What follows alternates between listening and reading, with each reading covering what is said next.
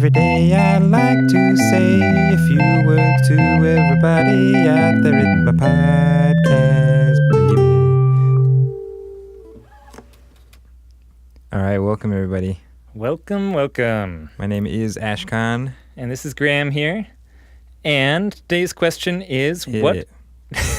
is I'm trying to hit it. I'm trying Go to get that question. What kind of meetings do you hold with your crew? Oh. You said that you hit it now. All right, I'll hit it. Put your pedal to the metal, man. Foot on the gas. Let's gas it up. Let's get going here. How about some history first? Meetings began as a human concept. So we started with no meetings. That was our initial plan. And it went okay. We have some meetings now, but we basically didn't want to just have meetings for meetings' sake. So we started by assuming maybe we don't need meetings at all.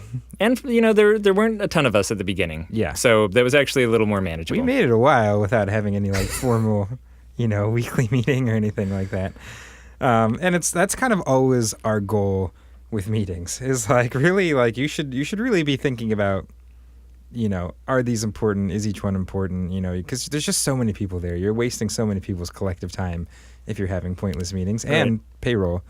In addition to that, I actually know of one company here in Portland that's a pastry shop that they have a weekly meeting and they do it in their walk-in freezer to encourage everyone to keep the meeting as short as possible, Awesome. Which I think is amazing. So that's the kind of mentality I like to think about with meetings.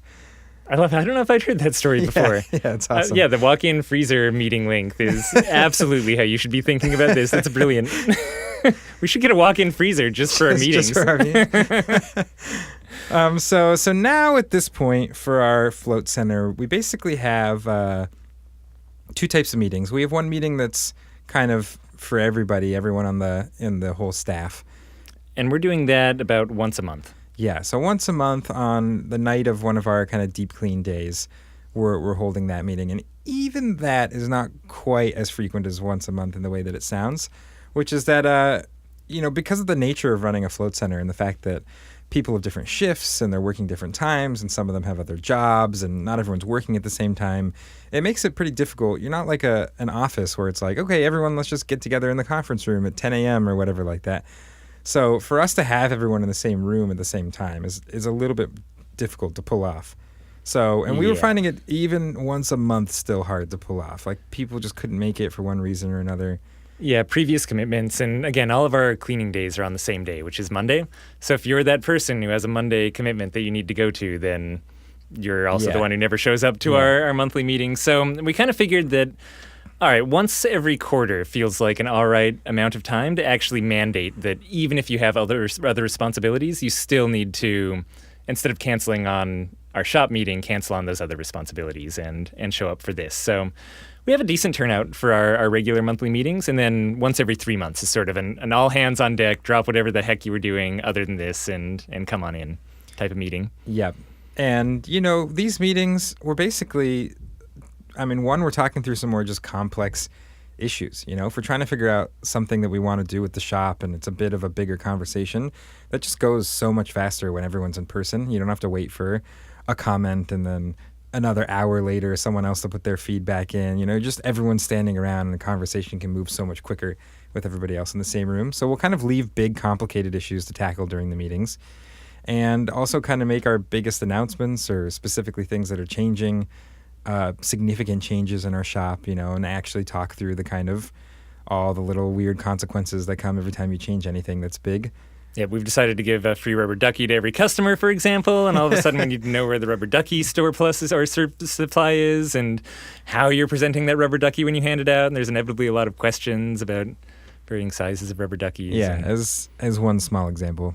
And so that's usually the content of our meetings. It's something like that. And other times we'll talk about, people's strategies for selling memberships. We've even had people kind of give their little membership pitches and stuff like that. Or we've had our crew give walkthroughs to everybody else. Things to make sure that everyone's kind of staying on the same page as one another is another thing we'll try to take advantage of when we have everyone together in a room.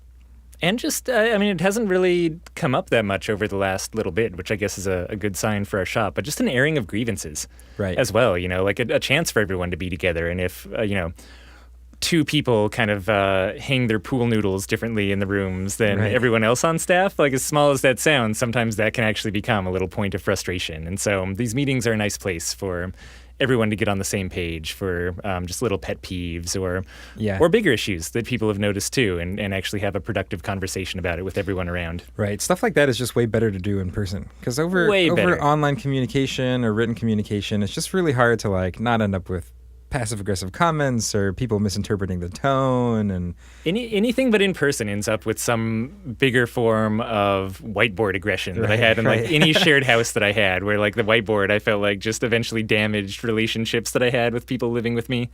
Yeah, when you can't see someone's face, it's just so much harder to take hard things the right way. Right. So it's nice that's definitely, we've taken advantage of that at our meetings for a couple different things. And these will last for about 2 hours. Our monthly and we have meetings, like pizza and beer and other food and stuff like that, so it's not hopefully like the least enjoyable thing in the world. We call them work parties, but I don't think that our staff is fooled. No, so far no one's been like inviting their other friends like, hey, we're going to a work party. And then we also have a kind of manager or really like anyone in our shop with advanced responsibilities meeting. And that's once a week? Yeah, they'll get together once a week, and that's just much more like, hey, what do we got to do this week? What do we need to figure out? Who needs to order something? What's going wrong? What do we need to fix this deep clean day? It's just kind of all the like logistical, tactical stuff that needs to be sorted. That's generally what those meetings are.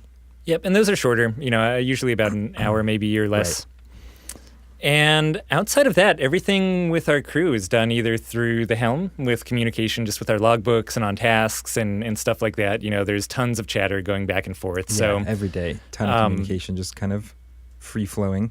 Yep, so some kind of way for that to happen, communication in the background, even if someone's not in the shop, for them to be able to, even if it's like a Google Doc that you have going that's a running doc of comments that people have led or left, that's also useful, but some way to fill in all of these gaps between meetings is necessary to not just have a meeting every single day. Oh yeah, it'd be crazy if you didn't have you need some sort of centralized communication place for people to know, like that's where they go for information, to make sure they know everything that's going on, and it's where they can put information to make sure everybody sees it.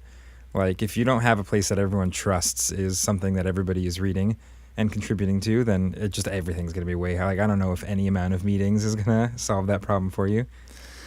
Yeah, and it's compounded too, I think you alluded to this at the beginning, Ashkahn, but the fact that people working the shop are working such different shifts as well. You rarely have more than 2 or maybe 3 people in a float center, sometimes just one by themselves, depending on the size of it, which means all of this type of communication outside of just when you're actually at your job becomes that much more important. It's not like everyone's clocking in at 9 a.m. and everyone's leaving at 5, and if you need to have a conversation with someone, you can wander over to their office or something like that, right? So you kind of need this soft device to kind of fill in all the communication gaps that you have there. Yeah, also meetings are expensive. Like you want them to be efficient. You want to be talking about the things that are best suited to talking in person and leave all the little details that can be done online to just be done while people are working their shifts. And so because we have such a good method of written and ongoing communication, I think that's why we're able to get by with just having our one monthly meeting, our one quarterly mandatory meeting, and the kind of weekly shop manager meeting. And outside of that, I think it's just kind of one-offs. People, calling meetings with some other staff they're collaborating with a project on, or one-on-one meetings, small employee check-ins, things like that.